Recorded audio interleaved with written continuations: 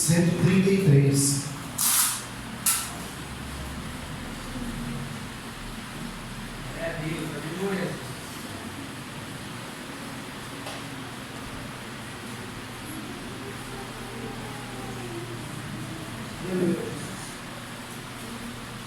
Diz a palavra assim, livro de Salmos 133, verso 1.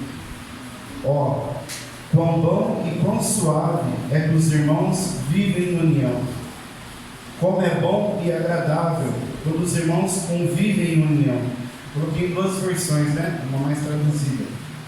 E como o óleo precioso derramado sobre a cabeça, que desce pela barba, a barba de Arão, e que desce até a orla das vestes, como o orvalho de Hermon, e como o que desce sobre os montes de Sião, porque ali o Senhor ordena a bênção e a vida para sempre.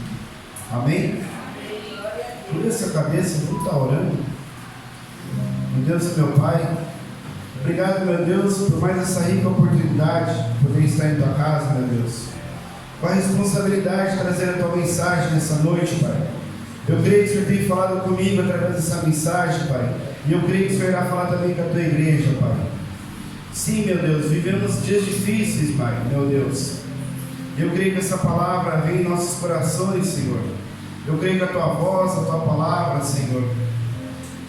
Sim, meu Pai, venha falar conosco, Pai, em nome de Jesus, meu Deus. É o que eu lhe peço, meu Pai. Se faça presente nessa noite, meu Deus. Que não seja eu, mas seja tu, Pai. Que eu seja instrumento, que eu seja a tua voz nessa noite, Pai. É o que eu lhe peço e já te agradeço, Pai. Amém, Senhor.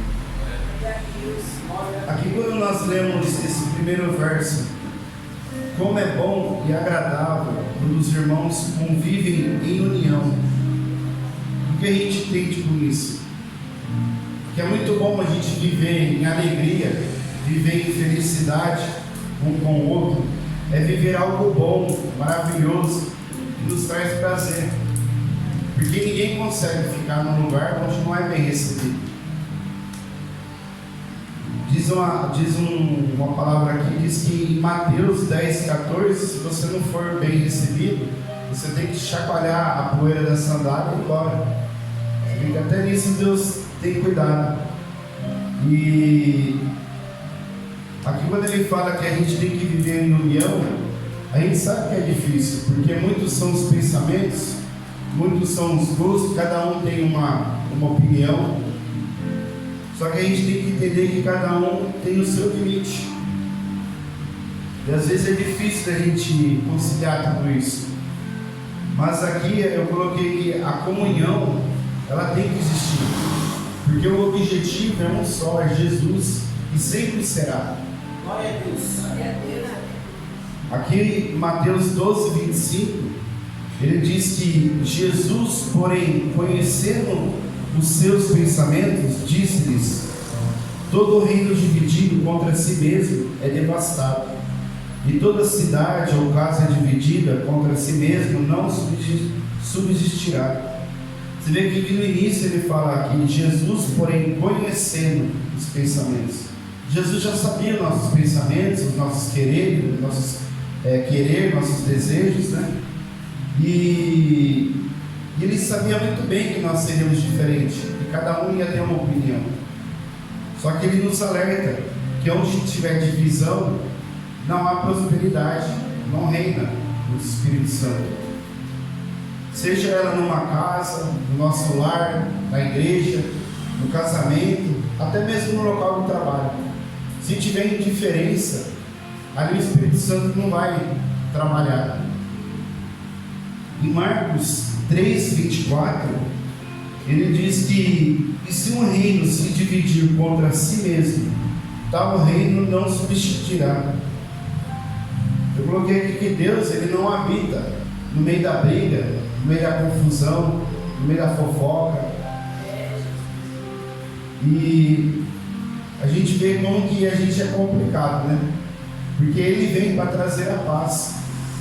E quando eu falo que a gente é complicado, Jesus fala através da palavra de João 16:3: neste mundo tereis aflições, mas tem de bom ânimo, eu venci o mundo.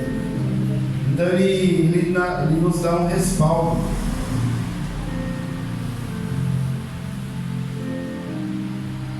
Aqui eu coloquei, quando chega um membro novo na igreja, um visitante, a gente tem que estar acolhendo ele, a gente tem que estar abraçando ele, fazendo receptivo a ele, para que ele se sinta bem.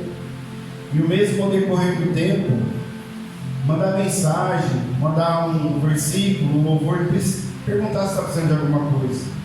Às vezes ele está precisando de uma simples oração, às vezes ele está precisando de uma resposta do Senhor.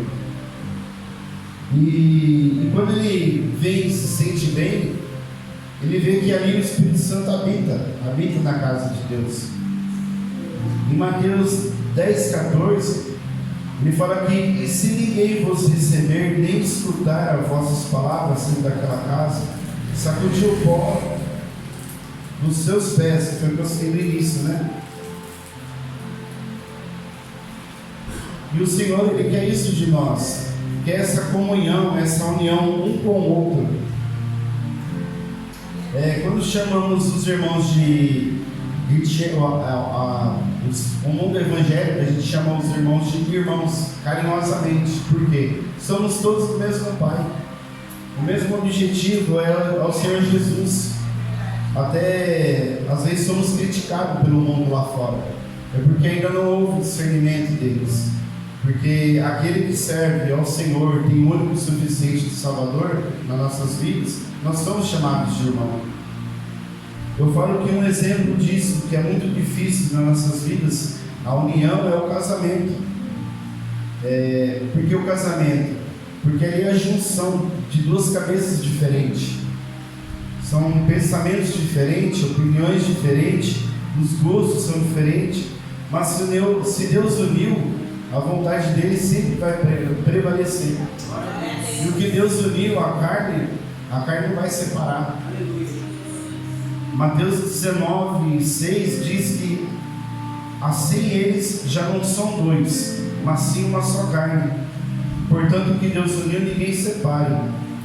Em Gênesis 2,24 diz que por essa razão o homem deixará pai e mãe e se unirá à sua mulher, e eles se tornarão uma só carne. Eu coloquei aqui também um dos grandes problemas que faz dividir essa união é o dinheiro e o casamento. Eu estava dando uma lida aqui e diz que o primeiro caso de separação é a traição, é a infidelidade. E em segundo é a desestabilidade financeira. Isso me chamou muita atenção, porque o diabo ele não está de brincadeira. Diz que a palavra diabo na língua grega, ela fala que chama diabolos,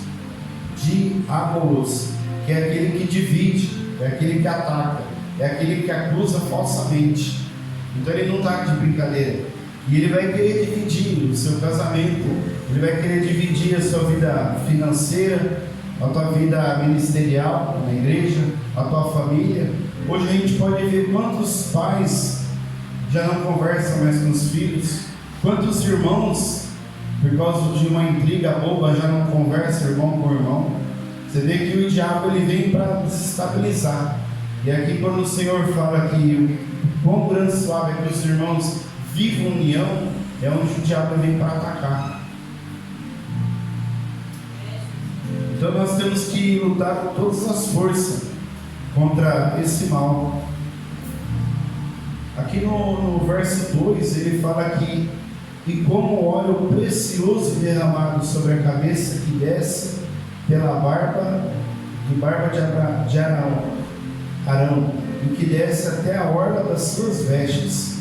Quando a gente vê aqui óleo derramado, ele está falando que é bênçãos, ele está derramando bênçãos. Porque naquela época, quando o sumo sacerdote ia ungir, ele derramava o óleo. O óleo era um símbolo de unção ali. E ele vem falando também de ungir as 12 tribos. Essa parte fala no livro de Gênesis. E eu pude entender que não tem igreja maior, igreja menor. quando ele foi ungir as 12 tribos, ele está falando das igrejas. Que você pode perceber que cada igreja tem uma forma de ministrar, de pregar, de louvar, para poder todos os irmãos chegar até o Senhor. Porque eu falo que se tivesse apenas uma igreja uniforme, seria mais difícil. Coloquei aqui diversos tipos de povos. Por isso que cada igreja é de uma maneira, para alcançar todos os tipos de povos, seja ela assembleia, quadrangular, presbiteriana, a bola de neve, cada uma tem uma maneira para poder ganhar os irmãos para Jesus. Aí eu pude entender, por isso que hoje a gente pode ver que na Praia Grande, em vários lugares, Praia Grande tem muito, cada esquina tem uma igreja. Aí eu falei, nossa, conversando com Deus, eu falei, por que cada esquina tem uma igreja, cada esquina tem uma placa? Ali elas estão administrando só um objetivo, o caminho que a gente deve seguir. Amém? E no Salmo 133:3, como o orvalho de Hermon é como o que desce sobre os montes de Sião. Por ali o Senhor ordena a bênção e a vida para sempre. Deuteronômio 28:2, se você guardar atentamente a lei do Senhor, então uma série de bênçãos correrão atrás de você.